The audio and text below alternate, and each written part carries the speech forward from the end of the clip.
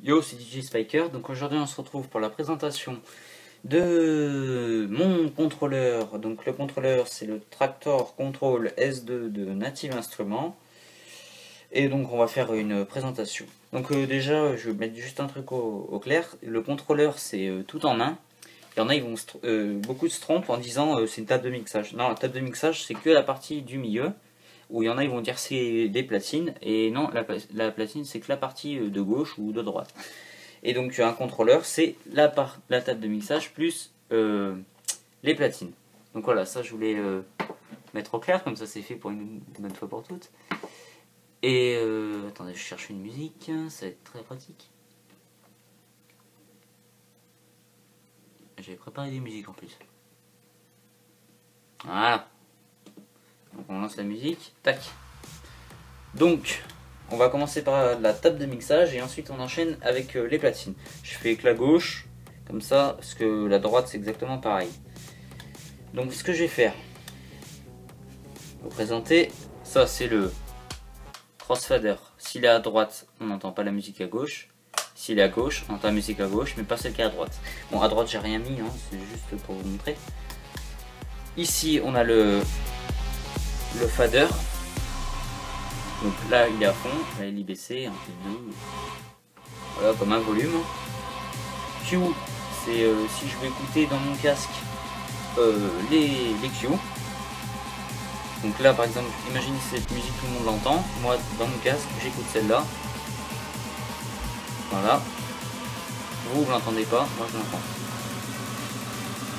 l'entends. Ensuite là, la grosse molette du milieu.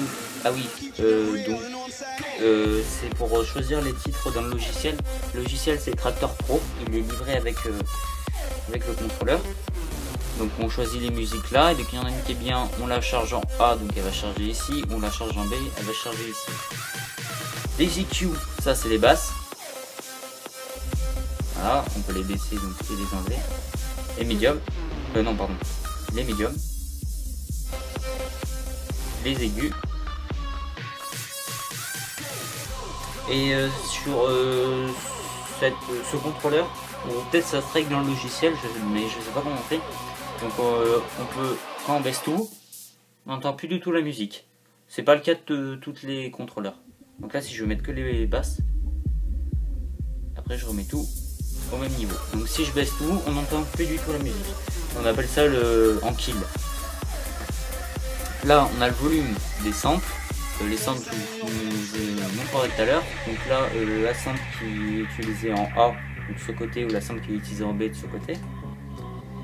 Ici on a le volume qu'on peut augmenter ou baisser pour entendre dans les enceintes. Le gain, donc c'est quelque chose qu'on utilise assez souvent. C'est, vous voyez là, la petite barre bleue qui s'appelle un biomètre. Si elle tape trop souvent dans le rouge, comme là c'est le cas, on prend, on baisse un peu. Ça peut taper dans le rouge.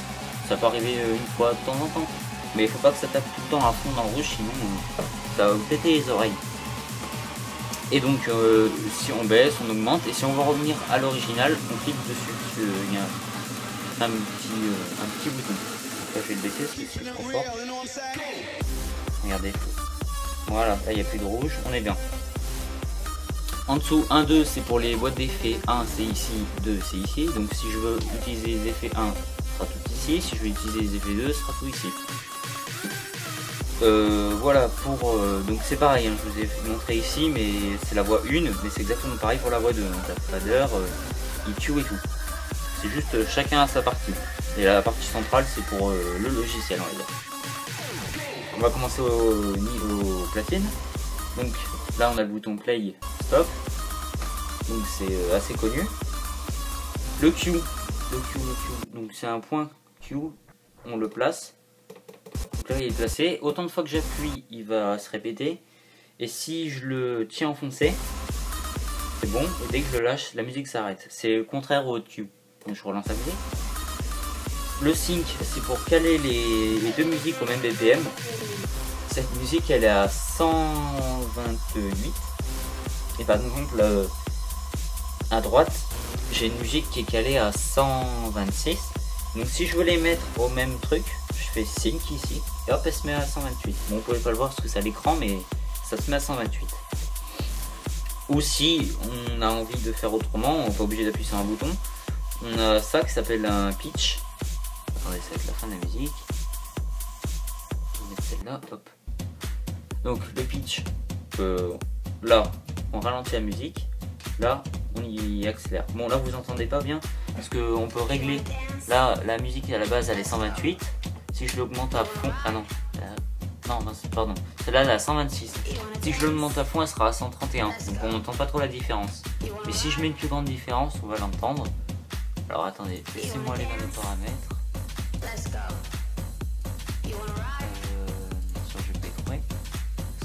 Oui, par contre, juste un truc, c'est un peu dommage que le logiciel n'est qu'en anglais. Donc, des fois, c'est un peu dur de tout trouver.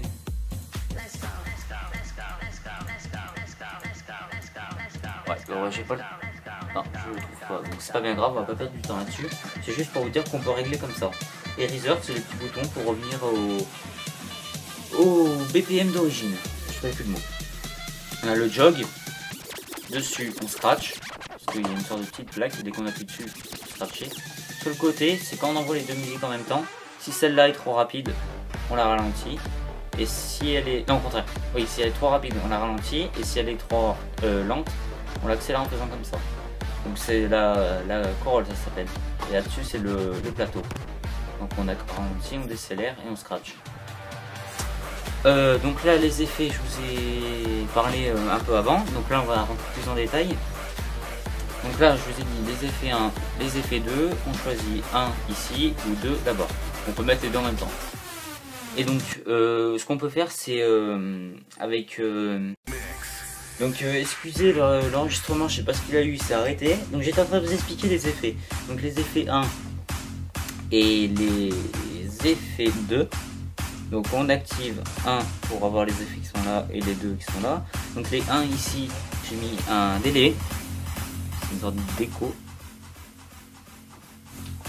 Voilà, ici j'ai mis une reverb. Ici j'ai mis le getter. Ça va vous couper la musique. Bon, faut bien l'utiliser. Donc là on a fait tous les effets. Le 1 c'était ici, le 2 on passe là. Donc le 2, qu'est-ce que j'ai mis? Un filtre.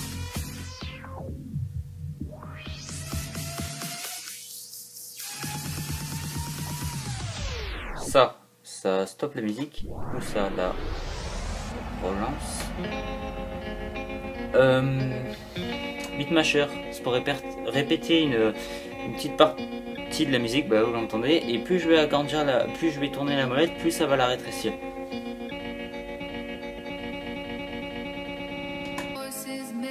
Donc voilà, il y a beaucoup d'effets sur Traktor, il y en a 20, même plus, 25, 30, il y en a énormément. Et donc là c'était les effets, donc ce qu'on peut faire aussi c'est donc mettre un effet par molette ou mettre un seul effet sur toute la rangée. Parce que là vous avez le volume de l'effet et après vous pouvez régler le temps qui va durer, le niveau de répétition on va dire, ou des choses comme ça. Et donc moi j'utilise un peu moins souvent, comme ça j'aime bien avoir 3 effets là, 3 effets là, ça m'en fait 6 en tout. Et je trouve ça beaucoup plus pratique. Donc j'avais aussi vu que j'avais oublié de parler du bouton Shift, des Hot-Q et des loops. Donc on va revenir tout de suite dessus. Le Shift, donc c'est une touche qu'on appuie en gardant enfoncé. Et on peut avoir des options en plus. Donc le gain, je vous ai parlé tout à l'heure, vous tournez. Et si vous faites ça, ça devient un filtre. Et pour revenir, on clique dessus. Donc là, c'était une utilité du Shift. Le Shift, il peut servir aussi à faire une tenue de Shift et vous tournez la molette, le jog, et ça va avancer plus vite dans le morceau. Et utilise d'autres trucs, là j'en ai pas sous l'idée, ouais, nouvelle expression. Si, il peut servir à supprimer des hot Q, donc on fait Shift et le hot Q qu'on n'aime pas, qu'on veut plus, et donc il est supprimé. Et pour en remplacer un, je vais vous expliquer.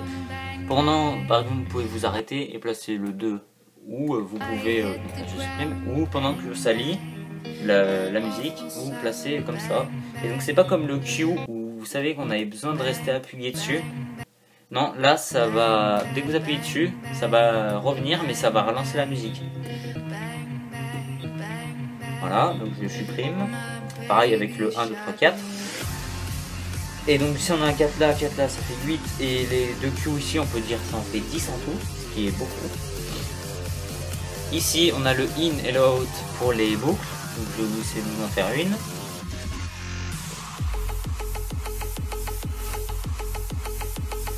Voilà, les moyennes. Et si vous voulez rétrécir la boucle, vous tenez out enfoncé et vous tournez ça, ça va le réduire. Voilà. On peut faire plus rapidement aussi en choisissant la molette qui est ici. On fait 32, donc ça fait 32, 16, 8, 4, 2, 1, 1 demi, 1 quart, 1 huitième, 16e et 32e. Par exemple, j'en fais une de 1. Je peux la réduire tout en tournant la molette. Et on sort en cliquant dessus comme si on voulait la mettre. Ce bouton là, ce truc, c'est le mot, la molette, c'est pour se déplacer dans le morceau. Un peu moins rapidement que le shift et le jog. Donc je préfère, si vous me voyez tout le temps dans mon mix à fond, comme ça en train d'avancer, c'est normal, c'est que par exemple cette musique elle joue, et moi je vais aller à un endroit qui m'intéresse, donc je tourne à fond pour avancer plus vite. Alors, attendez, je vais mettre une musique. Tac. Voilà, dès c'est fini celle-là. Donc là j'ai expliqué in out, les autres Q et tout. Donc normalement là j'ai plus rien oublié. Ouais, bien rapide, voilà. Alors ici on a une entrée pour mon casque, donc en 6.5, jack 6.5. Et c'est un petit adaptateur, donc ça se tourne et ça s'enlève. Et là on a une jack 3.5, comme on peut brancher dans les téléphones ou tablettes, puisque beaucoup de choses branchent un 3.5 ou un 6.5, je sais même pas pourquoi. Donc je mets mon petit adaptateur, hop c'est vissé, je le prends et voilà, je le branche. Ici j'ai une petite molette pour le volume de mon casque quand j'écoute, ça se rentre. Là j'ai le pour choisir le Q, donc par exemple si je la tourne complètement à gauche, je pourrais choisir, je pourrais entendre que ce que j'ai choisi avec en appuyant sur Q. Donc là si j'appuie sur un j'entends rien, si j'appuie là vu qu'il n'y a pas de musique j'entends rien, si j'appuie ici j'entends la musique. Ou on peut prendre et tourner à droite et ça met en mix, donc j'entends exactement la même chose que les enceintes, donc je trouve pas très intéressant que je peux enlever le casque et écouter les enceintes, mais bon ça y est.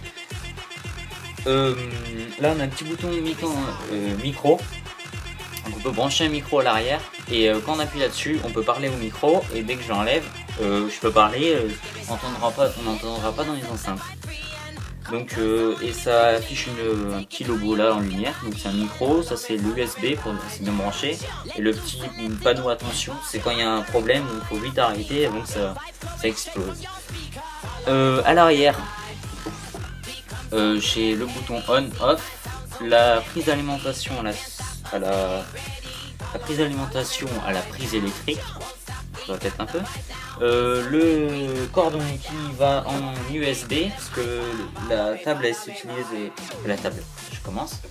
le contrôleur il s'utilise que avec le logiciel, parce que si vous mettez pas de logiciel ou vous ne branchez pas un ordinateur, et ben ça va pas du tout marcher, hein. Vous pouvez autant vous essayer, il n'y a aucun son qui va sortir parce qu'il y a besoin d'être branché à l'ordinateur et le logiciel Tractor où il y a toutes les musiques dedans, donc il faut le brancher. Et là il y a en RCA, donc c'est des prises rouges et blanches qui sont branchées aux enceintes, et là vous pouvez pas bien voir, il y a un trou pour brancher le micro et avec le réglage du volume du micro, parce qu'il est à l'arrière, c'est pas très pratique parce que ça aurait été mieux à l'avant pour régler le volume du micro. Attendez, je passe les câbles, c'est un peu le bordel. Voilà. J'espère qu'on va toujours. Oh, elle a déjà fini la musique, mais bien.